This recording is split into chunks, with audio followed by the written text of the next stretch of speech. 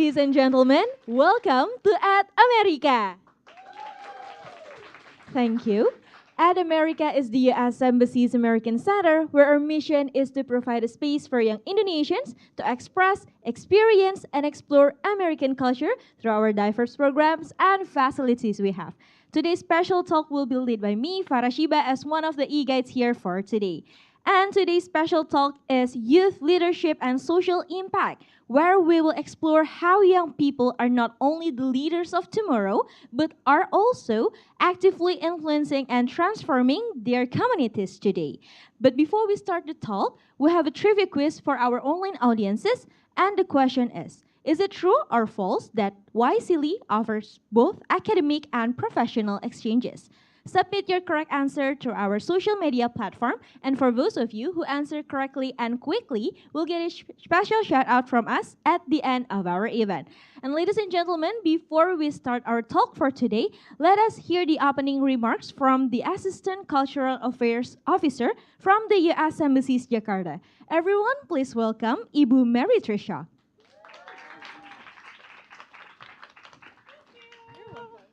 Hello, good afternoon, good evening, sore. No, we'll just use sore. So hi, everyone. I think most of you in the room know me, but for those that don't, my name is Mary Trishak. I'm the Assistant Cultural Attaché at the U.S. Embassy in Jakarta, and I have the best job at the whole embassy because I manage all of our youth exchange programs and our education programs, which are the best, right?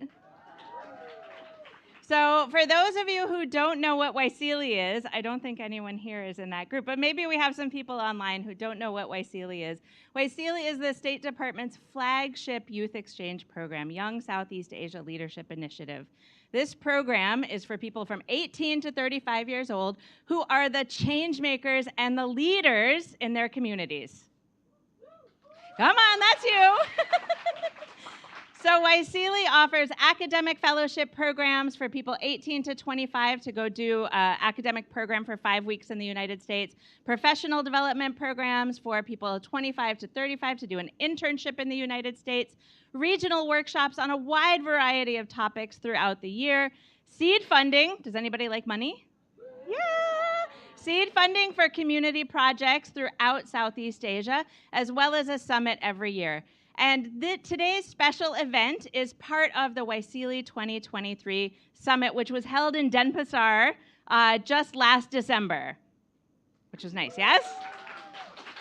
It's hard to believe that so many of us, it just seems like yesterday that we were all sitting on the beach in Bali thinking about how we can create a network across Southeast Asia to tackle things like climate change, to tackle things like disinformation, civic engagement, how to bolster democracy, how to bolster economic development in communities. And I do truly believe that it's that network of young people who are going to be able to solve these problems for the next decade going forward. Do you agree? Yes! For those of you who haven't heard of YSEALI yet, or maybe tonight's your first time, you can sign up to become a member of YSEALI. It's free. It's free. Anybody like free? Yes, it's free, it's easy, and there are opportunities throughout the year to sign up for different YSEALI projects. And the best thing about YSEALI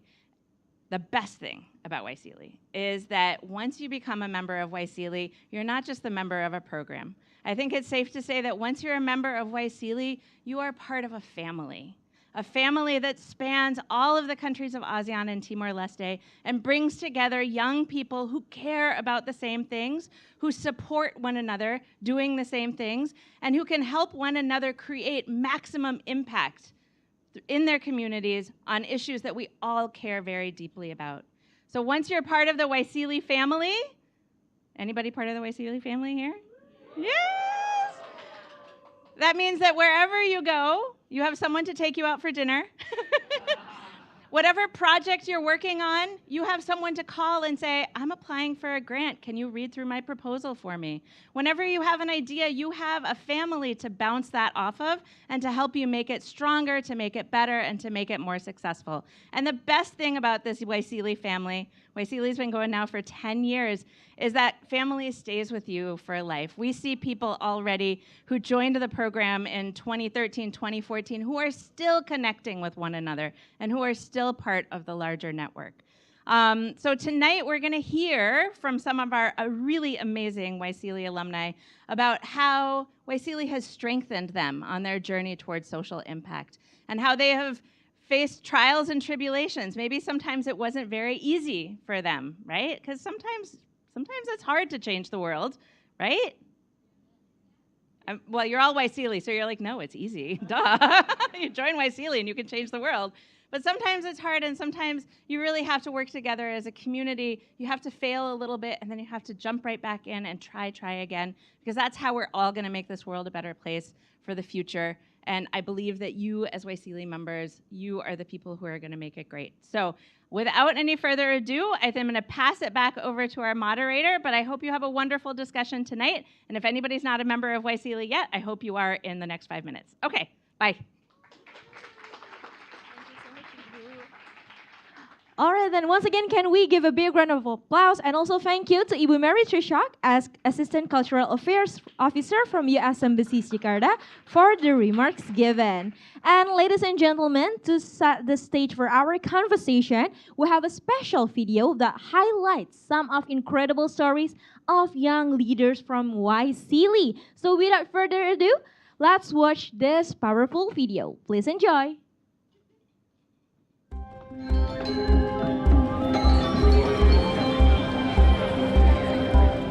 The core of YSEALI, empowering young leaders in civic engagement, economic empowerment, education, and sustainability remains unchanged. Your commitment to leading positive change is what makes YSEALI our flagship exchange program that we are so proud to talk about all over the world. That there isn't a challenge or opportunity that we face over the course of our lifetimes and beyond that is better addressed with the US and ASEAN working closely together.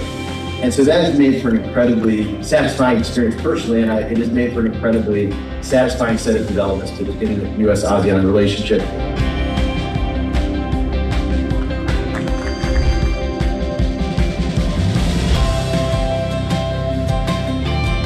YSEALI Seeds basically gave us the confidence and capacity to do more and be more.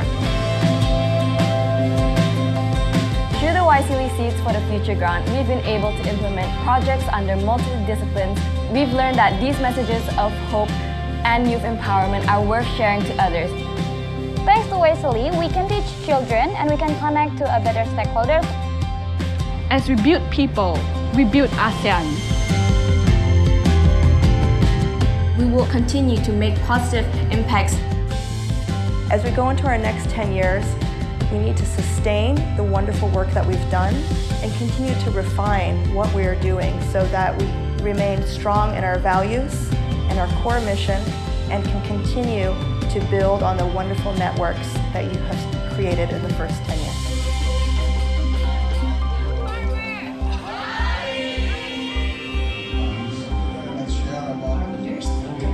So I hope that YSEALI members can continue to become leaders, that they can mentor the new generation of YSEALI, and we can continue to make a beautiful future together.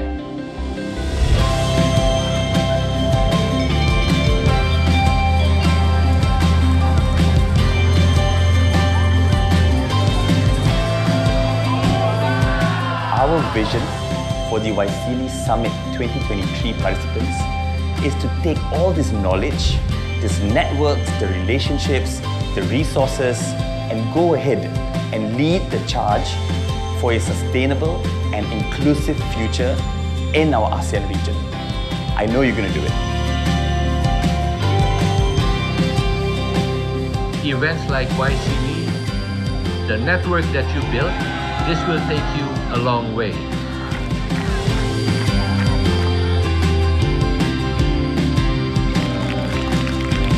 YSEALI!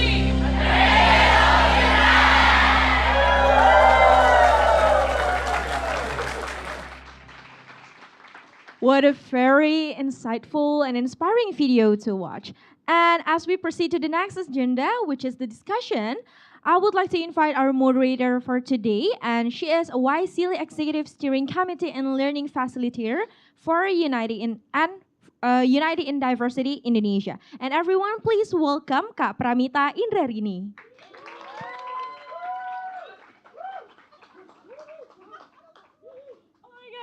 Thank you so much for the warm welcome. And thank you for those of you joining here directly in at America, and also those of you joining online.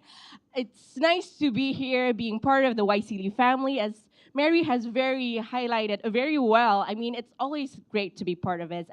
And the Executive Steering Committee, we just got back from another trip in the US where we highlighted the amazing works all of you are doing and how we could push that further for the coming years, and also how we could sustain and bring forward more of your stories in the more global region, and also highlight what's best about ASEAN, that we are all connected culturally, but also we're also very much has the potential in our youth. So as Mary has very nicely highlighted, that we have gone through the summit, that video that feels like yesterday, but apparently it was 6 months ago. What?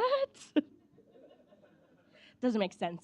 But I know all of you, especially those joining here and at America, has gone through loads of journey of post-program, and we are here to also highlight what have you been doing after the summit, the amazing works that you have done, especially with the 4 representatives from our YSEALI Summit alumni. We have amazing stories to share.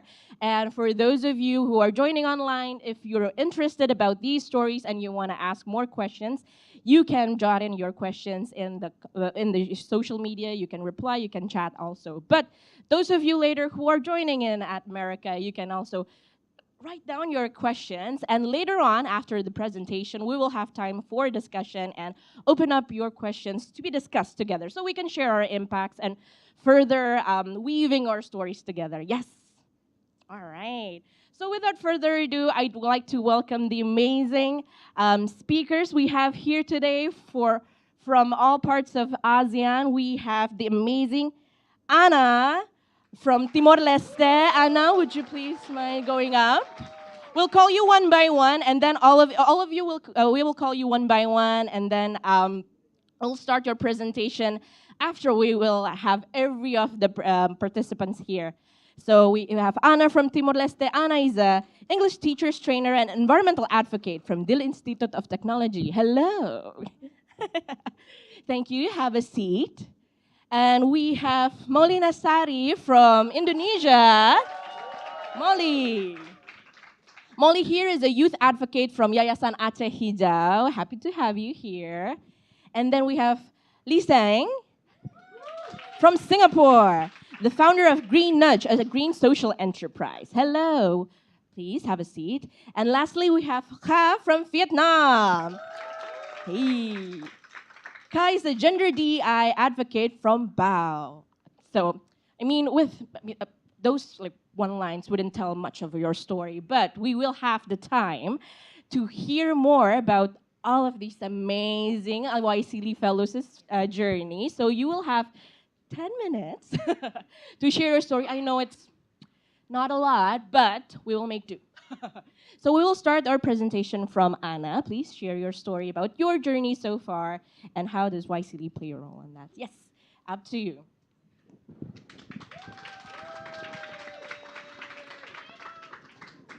Okay, good afternoon, everyone. So, thank you, moderator, and I'm so honored to be here as one of the panelists for today's discussion. First of all, before I'm going deeply to what I've been doing with my communities, I would like to share my background education, the struggling I was facing during my childhood education. So I was raised, I grew up in a village, a very small village in Timor-Leste, with from a very poor family farmer's family with 10 siblings, and I had to walk 20 kilometers to the schools. And while at schools, I got bullied a lot from my friends because of my appearance, the way I talk, and the way I walk, which is really affected my mental health, not only from my friends, but also the teachers, too. When I finished my primary school, I need to move to the city to continue my education in pre-secondary schools and also high school.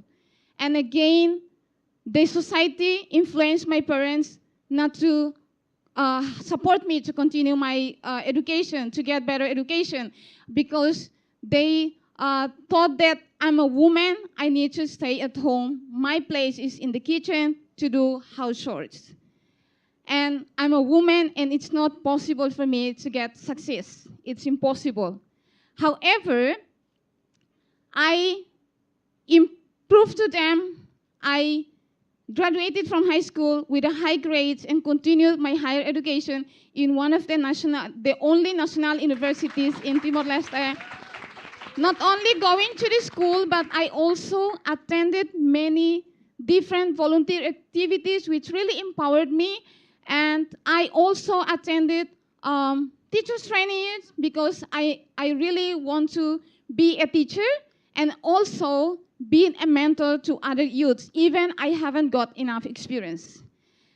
Then in 2017, so that's my story, and then back in 2017, I attended a 2-week pre-service teachers which offered by Rilo Jakarta to have a training about pre-service teachers training on how to be an English teacher.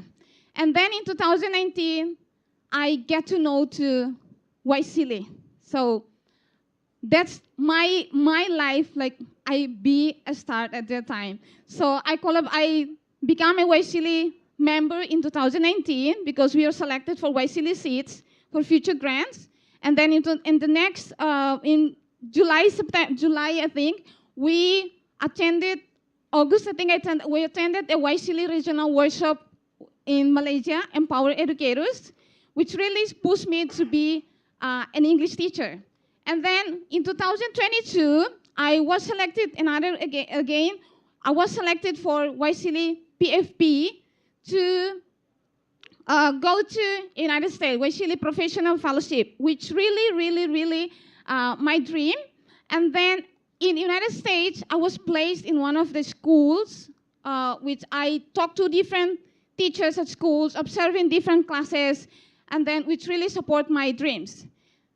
Then when I came back, I said, I have the best support systems already. How can I start the job? So I lead a group. We established a project named UpTech, which is upgrading teachers' knowledge, with 2 visions and then 2 missions and 2 visions to upgrade teachers, provide teachers training to in-service teachers and pre-service teachers. How can they use 21st centuries and communicative language teaching to help students learn well at schools? So the main objective of our project is to provide communicative language teaching approach and to upgrade English teachers' knowledge of teaching and provide an effective and innovative teaching tools to support them in their daily teaching. So before we're going to do the activities, we need to plan and prepare the materials. After preparing the materials, we need to find the guest speakers. So find different guest speakers from universities, university lecturers, some YSEALI alumni who has experience in education or background in education. After that, we did a survey with the schools that we target to do implement the project. So we talked to the school principals, but we need to pass through the director of education to allow us to implement this. Because like nowadays people's mindset, you are still young, you have no idea to do about this. Yeah, you don't have enough experience. So people look. Then we implement the project. After talking to these important people, we implemented the project. After implementing, we conduct mentoring and evaluation, and get feedback, providing feedback and suggestions to the teachers, not only providing feedback, but we need to get some feedback and suggestions from them too. So this is the first activity we did after establishing our project. This one is without grants, so we started by collaborating with the people who invited us. So we bring them the knowledge and they support us with the accommodations. And the next one is sorry. I'm sorry. So the second one is the activity we got grants. I was selected for the alumni, YSEALI Alumni Accelerators in Thailand to conduct the 3 days training with the 15 English teachers in my village, which is very, very helpful. We collaborated with English Fellow, YSEALI Fulbright, and also university lectures. And then this one is, I was selected for the professional development. We conducted a full day workshop.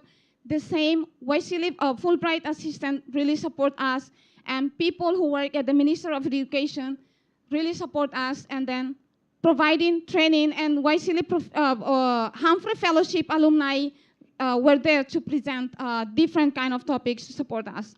And then this one is one of our team was selected for the YSEALI Reciprocal Exchange. So we have 4 different speakers who presented about empowering educators for early literacy. So to measure the impact, we have big number of participants and also good collaborations with the school directors, Director of Education in municipalities, and monitoring and evaluation, and also students' engagement after the training. And we get positive feedbacks and suggestions, and they want us to do this not only 1 day, 3 days, but they suggested to do a full week camp for teachers so that they can really practice. And then the sustainability, we plan, and then after the training, we need to talk to the teachers. So we already take the action and we do reflection.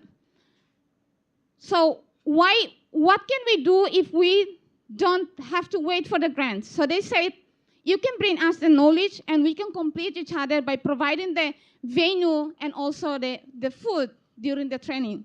So which is, and also they said, why don't, anytime you come through the schools and observing the classes, providing ongoing supports to the teachers if you are available. So we're so happy to hear from that. It's very, very positive things that we get from that one. And so now on, we have 3 invitations from youth English language centers and also English language centers to provide training in the next month. And also we started to establish a YSEALI Alumni Association, which is, we are going to register and be legal soon with SLAC, with the 4 teams, education and economic and other things. And then we are working on the grants too. And we are collaborated with other university lecturers, people who are close to the Minister of Education and school directors and also Director of Education in municipalities. So there's a quote from me, that's what I have doing, and this is a quote from me, like everything we have been dreaming to do with our communities, we don't have to take the big things or big stuff, but we need to do something with our heart. The impact will, not only today, but it takes time to get the impact. And I think that's all for me. Thank you so much. Woo, more applause for Anna. Let's go, people. Awesome. Oh my God, and very right in time also. Brilliant. And what a privilege to also hear that story of going from the lows and then being that as a fuel to finally creating impact and changes for the teachers, not only to education, but for for Dili as well. So amazing work. This is truly the heart of YSEALI, people. Yeah. But that's only one from the 4 stories that we're going to listen today. And the second one, we'll have the time for Molly. Yes, to stage. All right, so good afternoon, everybody. So I will start my presentation with the story of adolescents in Aceh. So let me tell you about Rizka, that she lived in one of the rural area in Aceh, that outermost district, that has barely speak Bahasa Indonesia, and then not into socialize with other adolescents in her village. And back then in 2021, we started the initiation one of Aceh Adolescent Circle in that village, and then we started and facilitate them for 16 meetings, and then we see the progress of how she transformed into one, first maybe tremble at first speaking, but then become the leader of that adolescent circle. So we know that from that story, maybe it's just a small thing for many people. It's just only one person. But for that person, for that girl, it's her whole life. You know, the small thing matters. Everything that we do as a change is something important for others people. Maybe what life we have right now is something that others dream about. So that's the value that we bring of our organization, Yayasan Aceh Hijau, which is one of the organizations in Aceh that focus on community development. Even though like the name is Hijau, it doesn't mean like it focuses on conservation, but it focuses on community development that through capacity building, and then research and advocacy, and also community-based program, and emergency response and post-disaster recovery. So in this case, I would like to tell you about the story of Aceh Adolescent Circle. So this project has been started in 2021 that aims to increase the capacity of adolescents and their organization so that they can actively contribute to development, especially to respond to the issues that has been related or have impact on them.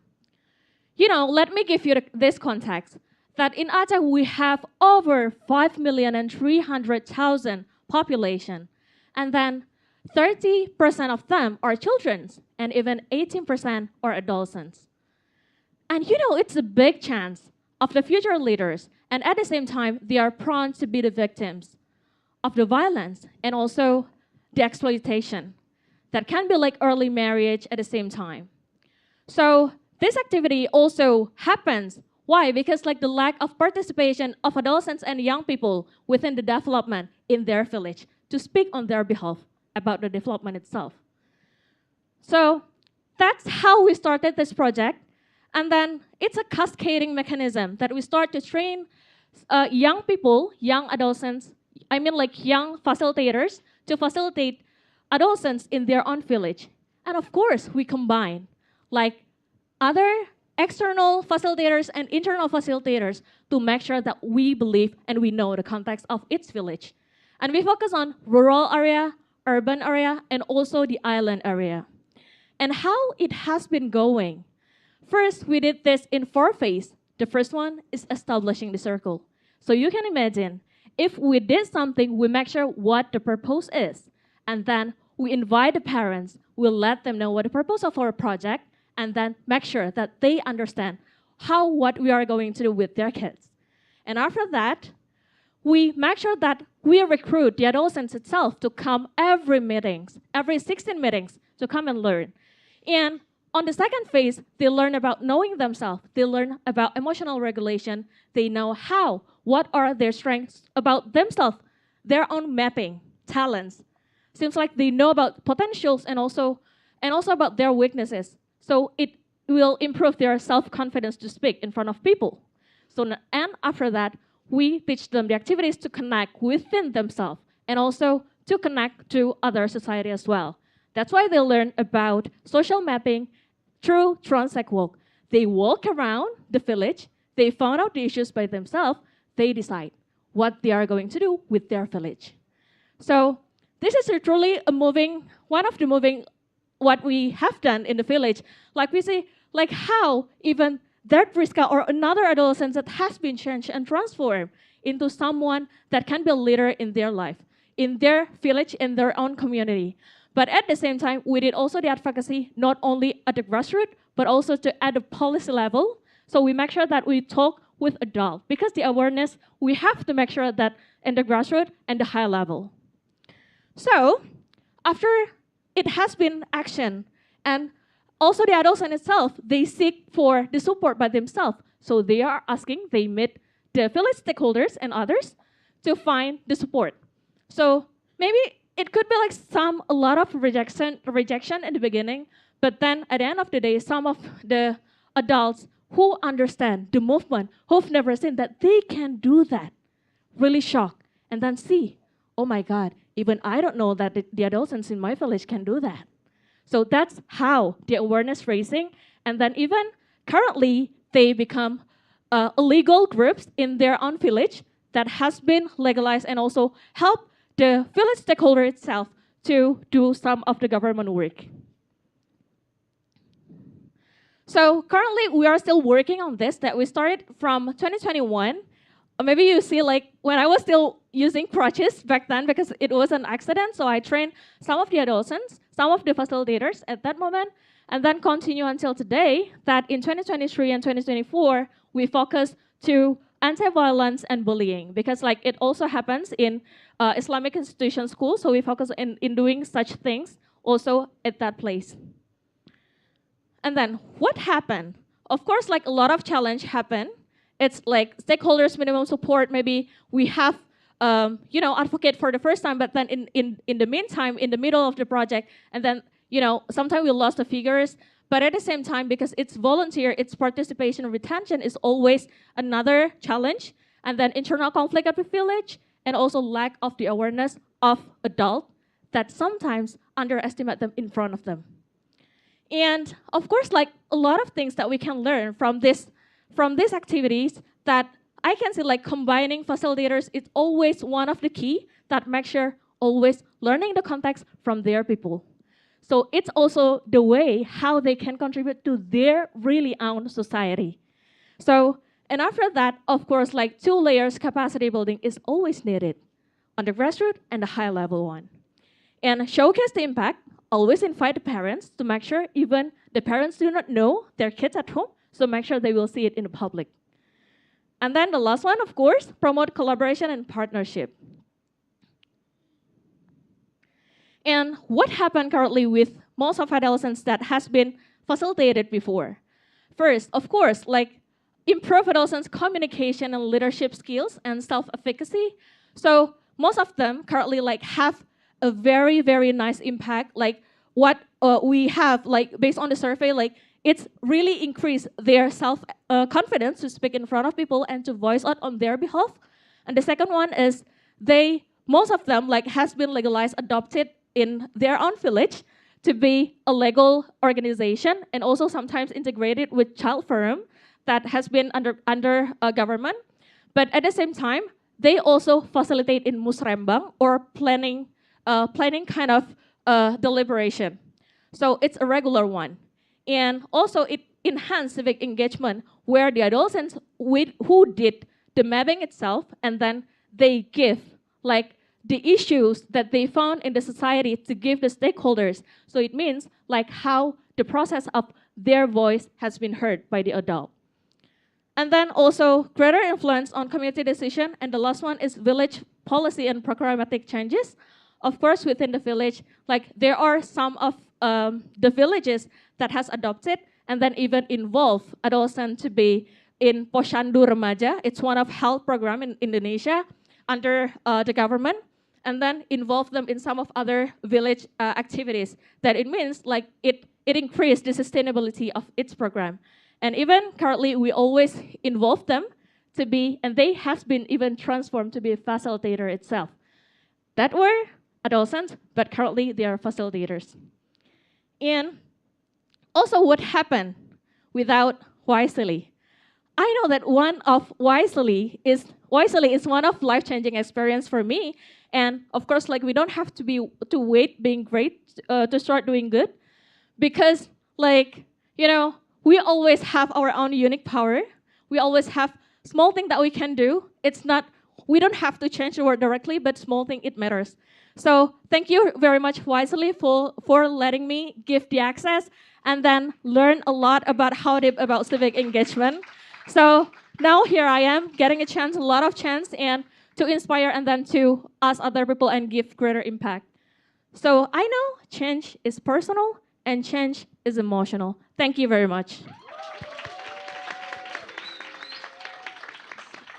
Oh my God, truly amazing story of cascading impacts to the youth. Truly, the highlight of youth being shared in the work of Molly and Aceh. Amazing work, amazing story. And moving along to the next one, we have Lisa from Singapore sharing the story from the environment perspective as well. The stage is yours. Thank you very much. Good evening, everyone. Thank you for giving me the chance to be here. I'd like to invite you in the next 8 to 10 minutes, a journey a little bit more about sustainability, and inviting you to join me in making green the norm. Before I continue, I'd like to just invite you to just consider the screen behind me, or in front of you, the difference between these two events. Right? On the left is a concert, on the right is a marathon.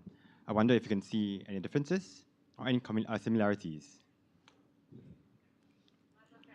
Lots of trash. Yeah, right. So mass events like concerts, festivals, as well as marathons, unfortunately also generate lots of trash. Right, as they bring many people together to celebrate an event, they unfortunately may indirectly create a lot of trash. And if this is not managed properly, it's going to create an issue. Right. In Singapore, we have about 200 running marathons a year. Each marathon could have about maybe 60,000 people. And if one event has about 20 water stations, that's literally more than 1 million cups and stuff just generated from one event. And I wonder how we can reduce the amount of waste that's generated from these events, as they are actually going to be, to make it more green, and to move beyond marathons to look at other events like festivals, concerts, or even in a school settings, or even in a home settings, right? In this picture over here, what we have done is that we have tried to collect some of the items, like banana peels, to collect it in bins, and then send it to the community gardens to be used as compost. In 14 events so far, we have collected about 3,300 kg of banana peels, right, just to be shared with different groups of people. So that's really what I do, and I run this as a startup or as a social enterprise. As the company suggests, Green Nudge, we use behavioral change to invite people to consider making some of their own lifestyle changes. Right? Using behavioral nudging, we would like to invite you to consider or to be willing to do some parts as well. Through sustained engagements, through engagements from supporters, through some level of trainings, and some level of consultancy, this is what we hope to do in the long run, inviting people to make waste a resource, but to also make waste a part of, to change the way that we deal with waste in Singapore and hopefully around the region. I started this about 6 years ago. I've been hoping to do this for quite a long while. I think what really got me thinking was really about how waste is being managed by people. While we do have a fairly structured way of managing waste in Singapore, it is still very much manual. And one of the most significant moments I had was how waste collected from my previous office workplace pantry was managed by an elderly cleaner lady. So the educated people around us, we collect, we have all our single-use disposables, we finish using it and we place it into the pantry. It was, however, an elderly lady who had to clean up after us. Right? So clearly, it's not just about knowledge, it's not just about education, it is about doing the work. And I wanted to make sure that we can do this through the 4 areas, not just about waste minimization, but also helping to do so through cleanups and helping to protect the marine areas. I'd like to be able to suggest how we can do more in terms of the green jobs around this region, and hopefully to be able to spread the work that we do, not just from Singapore, but to ASEAN. Using a grant that I had, I managed to kind of learn a bit more about how to manage waste, and how to manage waste through a more structured manner. It's a lot to go through, but I just want to invite you to consider breaking down an event, any event that you might be doing, into 3 parts, right? So before the event, what you could be looking at is just managing or anticipating the amount of waste that could be generated, making sure that food, for example, is catered appropriately, right?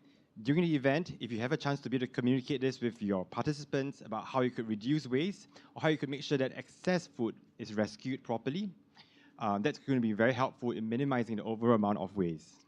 Lastly, after the event is conducted, there's also a helpful way to just do a simple evaluation of it. If you could collect data, if you can grab some photos, it is actually very helpful to be able to encourage others to do the same, right? And I think over here, I just want to take a pause. I also want to share with you a video that my team made for one of the event. This is at a Coldplay concert when it was held in Singapore earlier this year. And I wanted to share this for participants during the event. We placed this over on our social media. I'd like to invite you to take a look. It's about less than a minute. All right, I'm just going to share the video in a short while.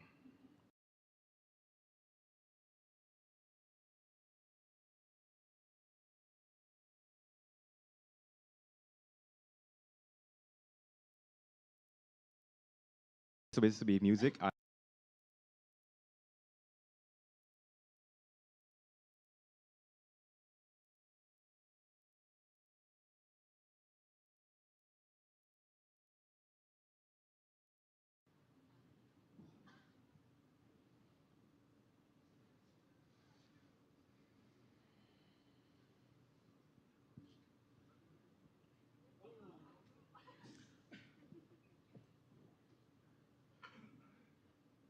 Right, so these are some of our volunteers who help us out. You know, it's easier to get volunteers when you know it's Coldplay that you're helping out with.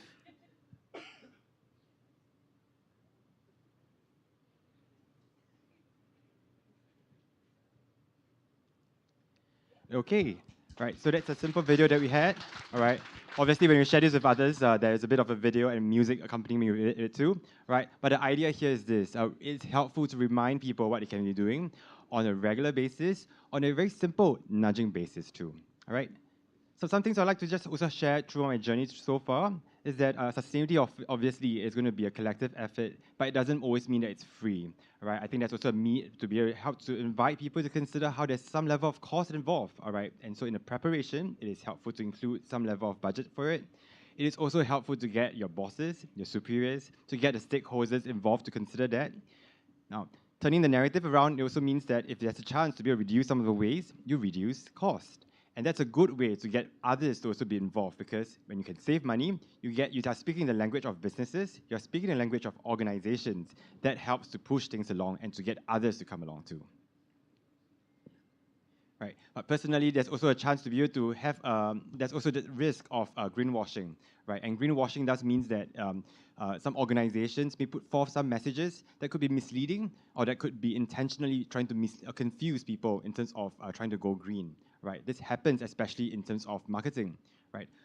And I think it's important for consumers like ourselves, for participants or organizations like ourselves to remember that, really, because some organizations or some brands may be saying that they're going green, but you could end up paying a little bit more for it too, all right? So an example I just want to highlight over here is that Tetra Paks, whereas they are actually considered a little bit more environmentally friendly, depending on the place that they are being managed and disposed of, they may actually take a little bit more effort. So not every single facility, not every single area could recycle these items. And therefore, while they can be considered to be environmentally friendlier, this is not always the case, right? So my takeaway from here is about the context, how you can make sure that the items that's being managed is suitable for the area that you're working with. Right. I think that really, really kind of just sums up my own experience. I just want to also say that you know, there's a lot of information to be shared over here, right? And I also suppose that the language to be used has to also cater to the various kind of audience, all right? So I want to invite you to also kind of just work with us, all right? And if you have a chance to be able to do this with us, not just in Singapore, but throughout the region, I think it'll be very helpful for us to make sustainable events, not just once or twice, you know, every year, but probably the norm in Southeast Asia, right? I'd like to end off this for my own belief, all right? And that is that you know, perhaps in our society that we really actually have a chance to say, you know, please study hard, all right? Study hard, because then you don't have to be, let's say, a cleaner, or you don't have to be taking on a more manual role. I believe that I want to study hard, and I want to make sure that I want to be a cleaner as well, because I want to make the trash, I want to pick up all the trash, so that the future generations do not have to do so, right? Thank you very much again for your time. All right.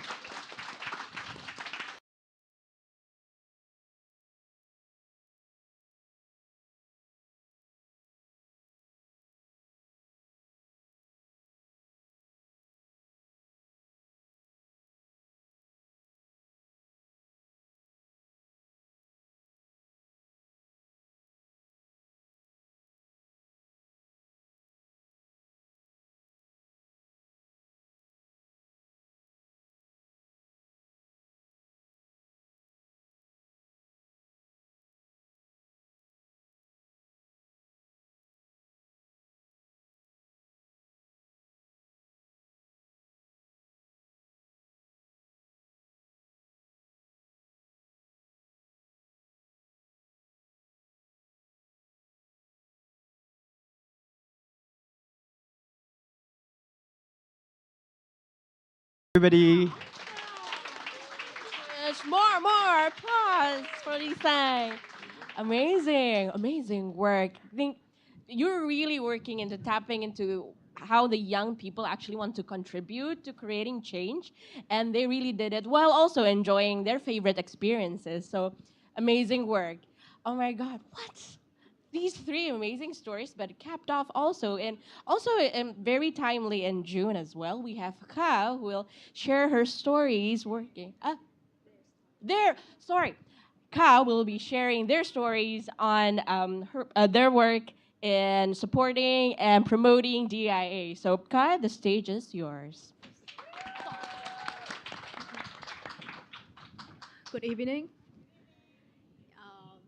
I would like to invite you to close your eyes. Please imagine that you were born different. You don't know why, but one day you just wake up and you just realize that, wow, I'm so different to everyone around me. You go out, buy yourself some food. The cashier just greets you with a different name. They call you wrong. And it hurts you a bit inside your heart. And then you go to school, your teacher calls you by a different name, the name that you don't like at all, and it hurts you a little bit more. Then you go home, greeted by your parents, and your parents talking about the dream, the future, that you don't feel like you belong to it. You don't feel like you like it at all. And they also call you by a different names, the names and the pronouns that you don't feel like is yours. And it hurts you deeply inside your heart. Now imagine that it's not just only one day, but it's 18 years, 20 years, even 50 years, or the whole life of getting hurt every day like that. Now please open your eyes. So, hello everyone, I'm Khanh. I use they, them pronouns because I'm a non-binary transgender. So the imagination that I just invite you to join with me, that might be just your imagination, but it's my reality. It's the reality that I have to live every day since the day I was born. So that's why I created BAO, B-A-O. BAO in Vietnamese, it means to include. It also means to hug, because it's my vision, it's my dream to create a place that is inclusive for everyone, for every genders, for anything, for anyone that feels different from each other, from the people that are around themselves.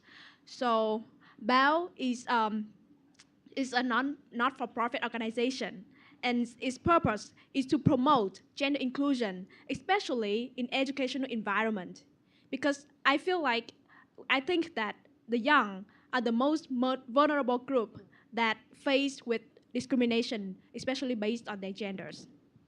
So we aim to create a gender inclusive environment by providing gender DEI and social SC trainings for students, faculty, and staff, along with design thinking training for these people so that they can use the knowledge that they have learned about gender and also design thinking to create the solutions for the gender-related issues in their own environment themselves. So here's some images from BAO's the last 2 seasons. BAO has been up and running since the last 2 years, and we've been holding workshops, trainings, talk shows, and also camping across 4 cities across Vietnam. We also received 2 grants. That is the Community Change Maker and also I Do by IC organization in Vietnam. And we have reached 100 students, faculty and staff. So these are the people that have been up and running and trying to create the environment that they aim to. We also have our SDG impact, that is quality education, gender equality, and also we try to reduce the inequality, especially in the schools. So along with all the impacts that we talk about, like the SDG, we also have our impacts on the social medias. We reach more than 32,000 people that have reached our content. We have also reached more than 100 people in the 4 cities that we have reached. And with a very great joy, I share with you that 88% of the participants, they have learned that it is different, that when you talk about biological sex and gender identity, it's the 2 different things. So it's just some of the success that I happily share with you on that. Thank you. But of course, like any initiatives that we have here, we face difficult challenges. So first of all, because our initiative, we have to work closely with the local governments and the school administratives. We have to sometimes we have to have personal connection, but which is not always the case here, because we just the young, and sometimes we like a lot of support from the local government. So the more we try to widen our impact, the more we feel like, oh, we don't have enough connection. So yeah, lack of local connections is one of the challenges that we face. And second of all, because we talk about gender diversity, and which is also a new term, not only for for the older generations, but even include our old generation. We don't have enough understanding of what gender socioeconomic is, gender diversity. What is it like? I always face these kind of questions, even with TikTok video and comments. So that's why we feel like when we talk with the school administrators, they feel like this is just a very sensitive topic, and sometimes it's so hard to continue the conversation. Yeah. And last but nevertheless, the money, of course, right? We're here, we are the social innovators, and we know that our vision cannot be reality without the financial support from all the people here. So yeah, with limited funds, we cannot widen the challenges, widen our impact. So that's why here, if you can learn anything from my journey, I think that network is key. So please find your people, find the place that, like YSEALI, the network that's ready to support your own dreams, your vision for your community, for yourself, so that you can have the network that you always need. And also, not for you to feel like you're so different, because you see, like YSEALI, you feel like, oh, I'm not the only one who tried to fight for a better society, right? So find a network, find a place that you can find your people. And besides, your you're not enemies, but like you will face some counterparts, some people that will doubt your vision. But hey, don't be worried. They're just humans like us, right? So whenever you are in doubt, whenever you are too afraid to to voice up, to to be vocal about your belief, just remind yourself that they are just humans, and you are human as well. So, and we are, as humans, we are equal. So, and from from that starting point, you can start to convince themselves. Yeah. And last, but I strongly believe in this. The young's potentials is unlimited. Each and every one of you sitting here holds the future for our generation, for the reality that you are living in. So you will be the change maker. That's why when I started BAO, I want to empower every student to create the schools that is inclusive for everyone, and including themselves. So your potentials are unlimited. So please, just that deeply with your heart. And that's why I'm standing here in front of you, because YSEALI decided to trust in me, right? To give me the potentials and all the resources. So you can do that as well. Yeah. So with that, I would like to thank you all for listening to BAO and my story. And I hope that together we can make schools gender inclusive for everyone. Thank you. Thank you. Thank you, Ka.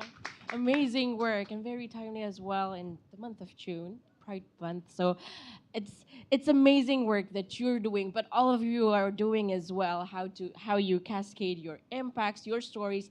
They're something that's very moving to you, and then how could you bring that more to a wider audience as well. So amazing stories, and we'll like to take a moment also to double click on some of your stories, because 10 minutes doesn't do justice of all of that. So we'll have some of a discussion first, but for those of you, I know you're also bubbling with questions that you want to ask our panelists.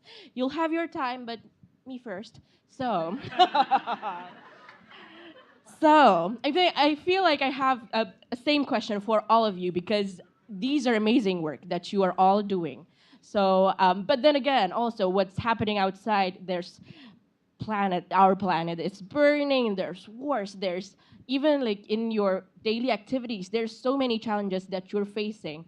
So what fuels you? What keeps you driving through with doing all of the things that you're doing, and what sustains you? Why do you want to keep doing what you're doing with what you've shared? So, I'd like to give maybe by seat. So Anna, you can answer your reflections first. I love that question. So for me, I am an education advocate. So it's my passion, and I really love doing it. Regarding to my childhood background education, I was struggling a lot, and then I didn't learn much at school because of the teaching method. And then at the end of this, like, I found so many issues regarding teaching methods. So what can I do in order the next generation won't face it again? Not the whole country, not the whole community, but some part of that. Some people from that group, like a small group of that. So it becomes my passion. How can I help people not to suffer as what I faced in the past? That's why it becomes my passion to keep doing this. There are so many challenges we faced. Like, some people influenced us. Oh, you did this for nothing. Or maybe you want to be famous. Or people won't listen to you because you're still young. You don't have enough experience. And then some teachers, they have like 20 years teaching at schools. And how can they listen to us who are still young and have like few experiences?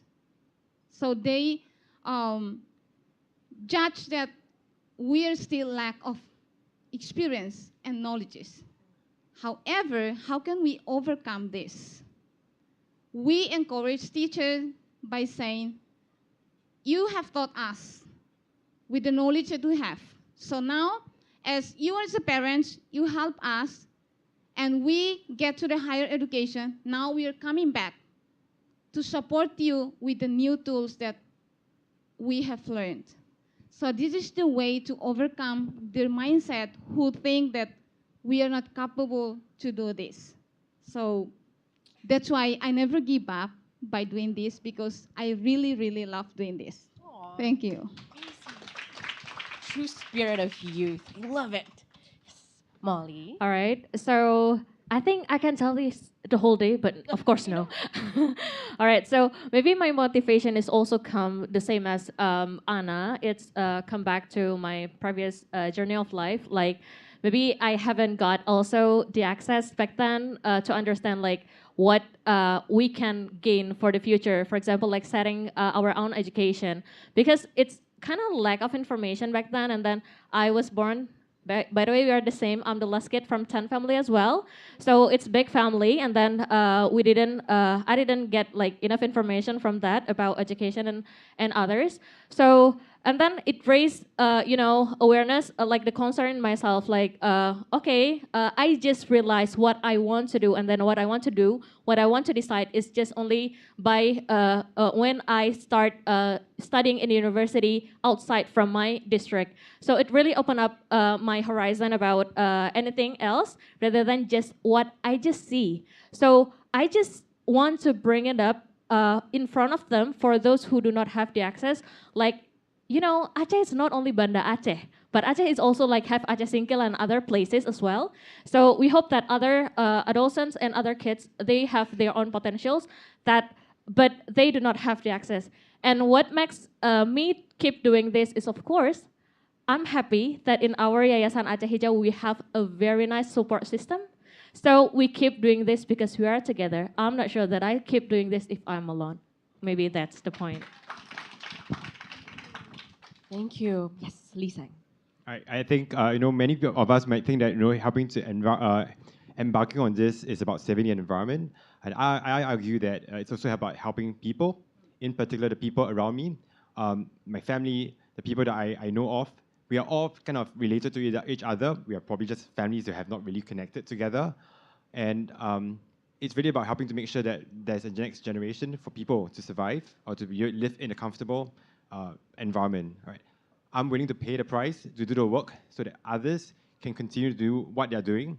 And I think that's something that continues to remind me that I'm happy to do. When I'm down, it continues to pushes me on to do what I do. Thank you. Thank you. Yes, Ka. So I think my answer to this fantastic question is quite simple. Because I always want to find a place I belong to.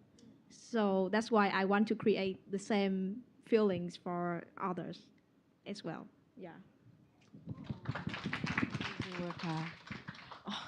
So amazing. So this is truly, the fuel. So this also it becomes like an inspiration also for others. So how do we sustain our work? Because if we're just doing this for something in the short run, it's not going to create greater impact. It's not going to answer what is truly needed in the world. So amazing work. So thank you so much for holding on to that power, to that fuel, and keep doing what you're doing. But also open up the space for others as well. I know a lot of you have questions, and I see hands coming up already. And I would like to open up the place and the space for questions first from people here in the audience and at America. So please also state who are you addressing the question to, so we can answer accordingly. So yes, hands up. Yes, from this side of the room. Your name and also who are you stating the question to? Okay. Thank you so much. There's so interesting presentations. My name is Kevin. I'm from Indonesia. My questions are for all of you guys. So the first one is, Anna, your story are so unique and so motivating. So my question is, how your personal stories can be translated to be your community stories? How you can engage those people and how you can make them believe with your own stories and visions? And the second question is with Maulina. Why adolescents? There are so many type of generations out there. The age gap and something like that. But why they? And my questions to Heng, I love your social enterprise, and I saw your videos. But what is the enterprise side of your solutions? I mean, like, I saw the videos and I saw that you do something around that, but what's the enterprise sides of that solutions? And Ka, your story is also unique, and thank you so much for bringing that solutions. So you mentioned about your challenges, right? So how you overcome that challenges and what happened now? So what are you doing around that startups around BAO? And how do you know that we have to still working on it, and we know that we have some people or many people around that really interested with what we're doing? So I think that's all my questions I have. Nice. All-encompassing question for everyone gets a question.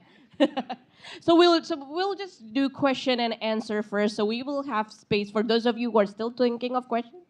You will have the time. So yes, please answer your questions. If you forgot, I got notes. So yeah, you can ask me later. You can repeat if you want. Okay, so thank you for the question, and it's a very, very good question. How I translated myself from my background story to be a young leader in my communities. It is because just to I don't want to let people to define those who define me, and those words from the societies to stop me not to get to the better education or to become a leader. And also, I can still have support systems, but how can I get to that support system? How can I get access to better education? Because people around you said, you're just a woman. So I don't want to let those words define me. Those words stop me to keep going or keep fighting. Because people sometimes said, you're poor. You come from a very, very poor family. You come from a very rural area. You're not capable to access to higher education because your parents have low income to support you. But do not let those words controlling us, because we have a dream. And we have some other people who wants to support, who really want to support us. So at the end of this, I'm so happy because I can find YSEALI as the best support system to support me in order to prove to people who bullied and who said I'm not capable to be success, to prove that I can do this. I am capable to do something. I can be a successful person, and I can become an example for my communities, for other young generations who face the same struggles as I have been facing. So thank you so much. I hope that it answered to your questions. Yes. All right. So why adolescence? Because yeah, we know like adolescence is the transition era from children to adulthood, and then in that also it like the development of emotional, where most of the children having the gap with their parents in that era.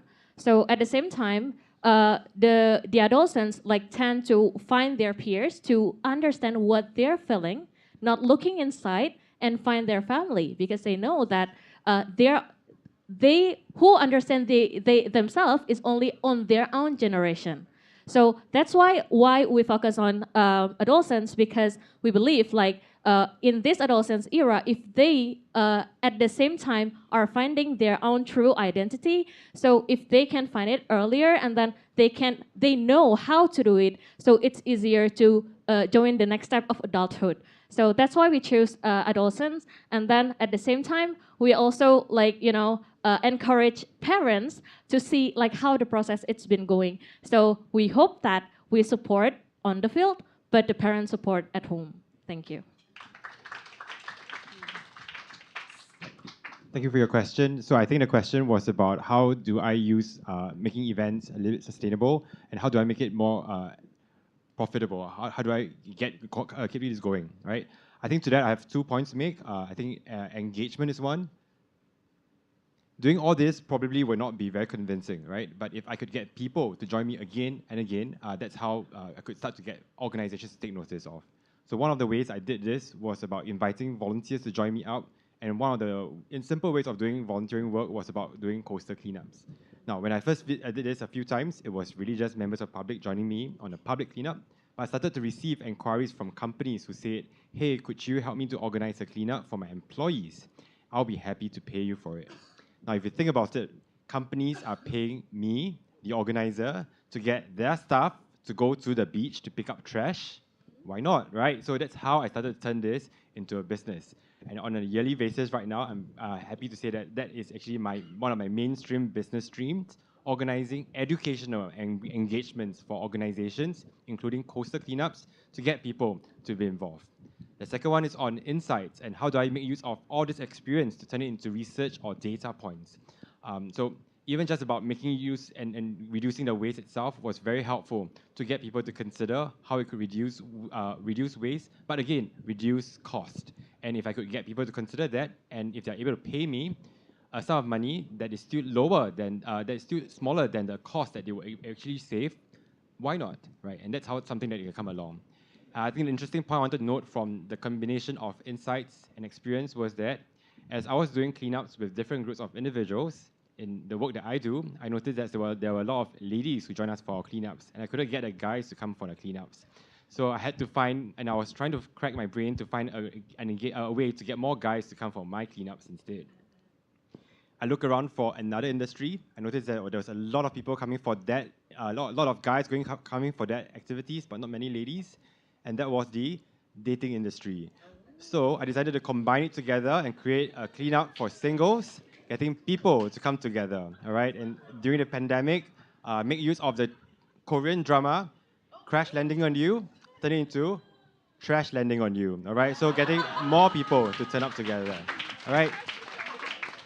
All right, so combining data and insights and experience, that can be a paid engagement, and that keeps our entire business going. Thank you. Truly story of innovation. Thank you. Kara? Thanks, Kevin, for the question. So how can I overcome my challenges? So like I said, one of the first challenge I face is the lack of local connection, right?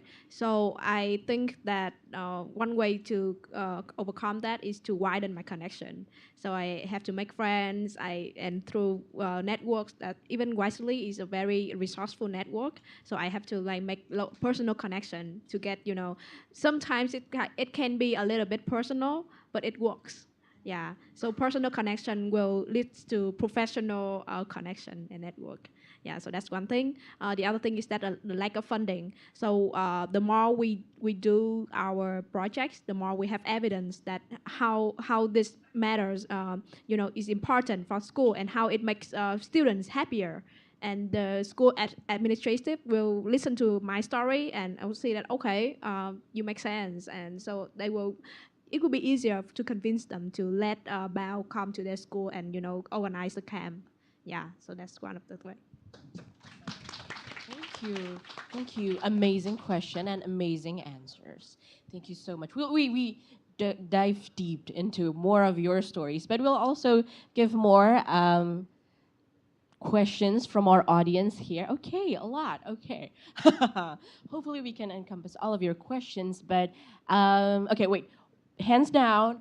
1, 2, 3. Okay, then you on the right first. Yes, thank you so much. Thank you for the opportunity. Maybe this is a great forum. In my opinion, the forum in education is still lack. So thank you so much for at America as organizer, the collaborator, and of course the speakers. Maybe we can give an applause. Of course. Yeah. Let me introduce myself. My name is Putri. I'm from Jakarta, of course. And maybe I can tell about my education platform. I have an education platform named Edu Offline. I built it when I have in college in the 2019, and me and my friends created created that platform because we we found that education platform, especially in research education, is still lack. And as we know that one of graduate requirements is we have making a paper, maybe join SI competition and EDZ. And we provide that the students can learn more about that things. Maybe we can collaborate for future.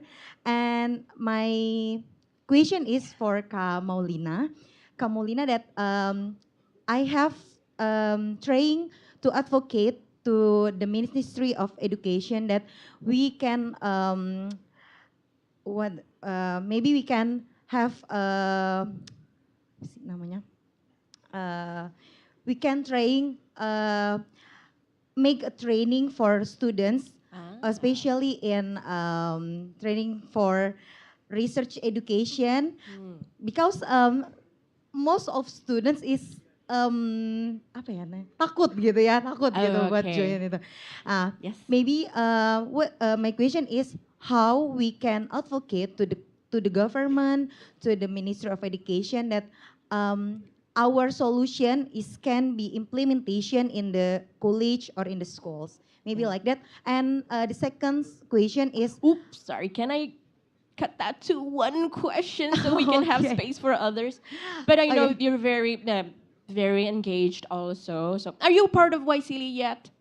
Maybe I can join the YSEALI. You will. You need to. I have interesting to join YSEALI. Thank you. Maybe that's my question. Thank you. Thank you so much.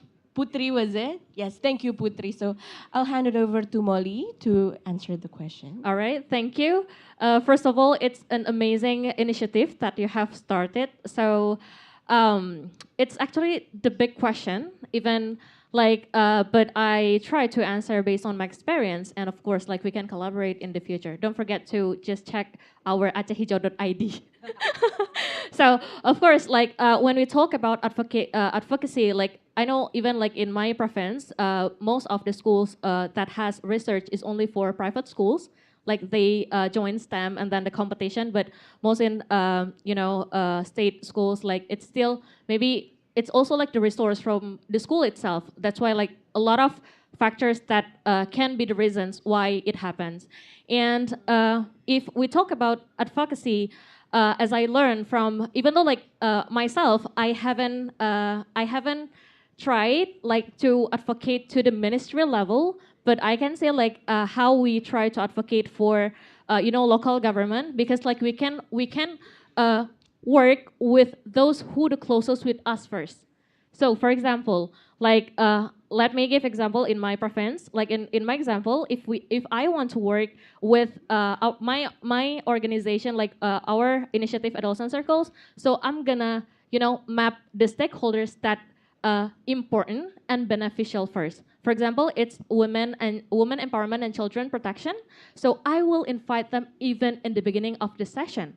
So when you start your event, if it's not the mainstream issue, the issue is not well known for others, so you can start to try to campaign that issue first, and then you can invite them as the observer, or you can give them the moment to explain or give opening remark, so they can really follow the process and then understand. Because sometimes the support cannot be get because they do not understand what our purpose is.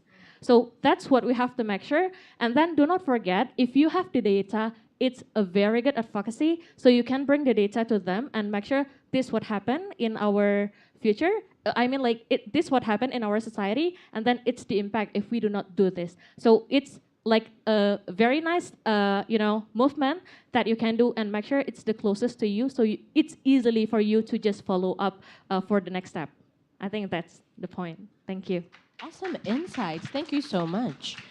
So we only have a very short time. So for the next question, could you bring the question shortly, and hopefully it will be something that all of the participants, the panelists can answer in a very short way, unfortunately so. So yes. I think the one in the front first, yes. So, short All question. right. Good Thank you. afternoon, guys. My name is Jihan, and I'm from Indonesia. So I'm gonna ask for all of you guys. So actually, talking about the impact, how do you guys manage and make sure that your project is continuously ongoing and give a sustainable impact to the community in the long term? I think that's all. Thank you. Great closing question. Sorry, what's your name? I'm Jihan. Jihan. Oh, sorry. Yes. Thank you, Jihan. So yes, very short answer for all of you. I think we'll start from the back. So yes, Ka, answering Jihan's question. So your question is how to sustain the impact, right? Yeah. So I think that it's very hard to measure the impact, especially when it comes to social initiatives, because sometimes, yes, of course, we have to measure our impact by numbers, by data, but sometimes it can be just like one life that is changed thanks to your initiative. So that's the tricky way of measuring the impact. So I think that how to sustain that. I mean, yeah, of course, we have to be realistic with our expectation when it comes to our impact. How many people will we be able to change thanks because of our resources? So we have to be realistic with the goals and also try to achieve that minimum realistic goals first, and then if it's possible, and if we are positive, we are hopeful, it can be more than that. But yeah, be realistic, and then try to, but also try to be, to look at the impact in a more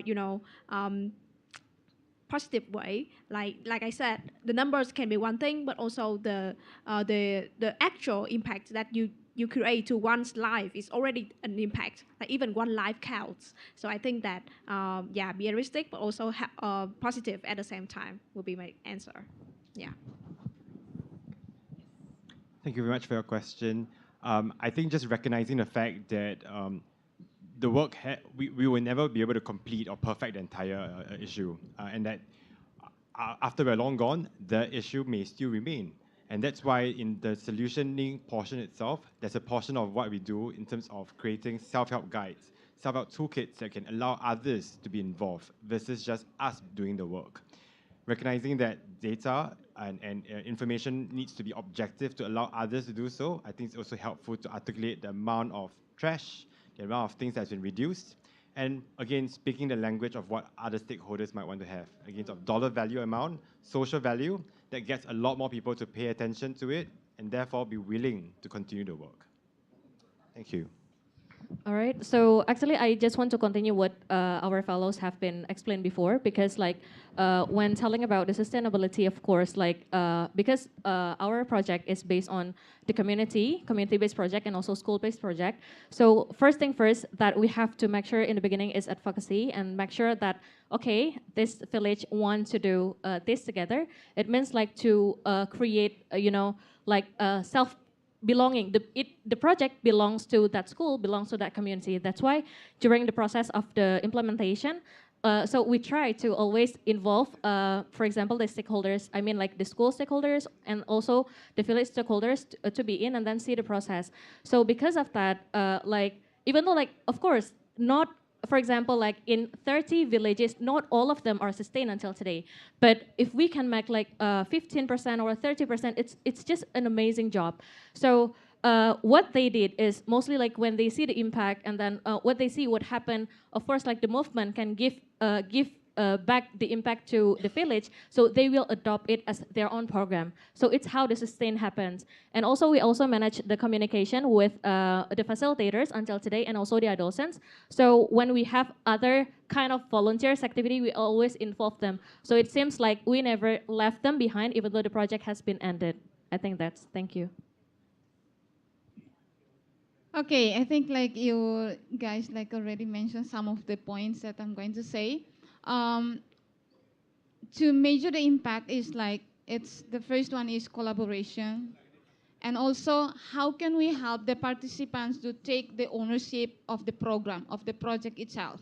So not only us doing this, but how can we help the talk to have a discussion with the participants to take the ownership. Like I've mentioned previously, like we provide the knowledge and then they provide us what. So we collaborated in order to sustain the long-term goals.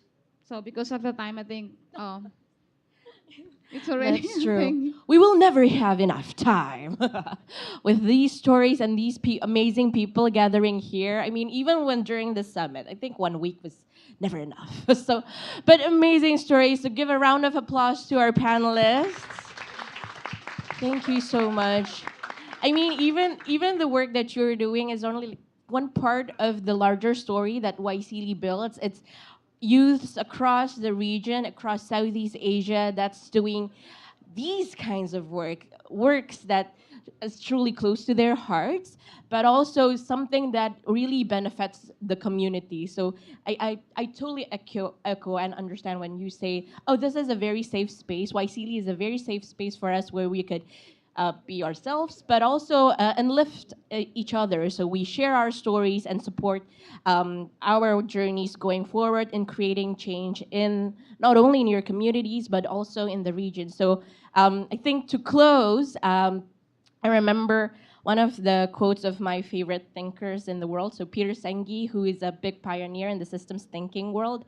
So he said that if we want to create change, so if you want to change the flow of a river from one way to another, it's not like automatically you hit a button and then the river changes, right? So we have to create these small canals so the river will slowly move its ways, its path to another way. So these, what are you doing, and all of the other YSEALI fellows are doing, or those of you who aren't part of YSEALI yet, youths across Southeast Asia who are creating these canals, keep doing what you're doing, but also trust that you're not alone, that we are all with each other, and we are all creating significant changes in our communities. So thank you very much, everyone. Thank you very much, panelists, and thank you very much for those of you who joined me.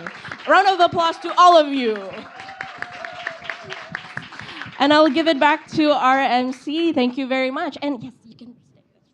All right, then once again, can we give a big round of applause for our moderators and speakers for today? And once again, thank you to our moderators and speakers for their insightful contributions and engaging discussions. And your experience and passion for youth leadership and social impact have provided invaluable perspective for everyone in Southeast Asia. And earlier in our event, we have a trivia quiz for you, and the question was, is it true or false that YSEALI offers both academic and professional exchanges? And the answer is true.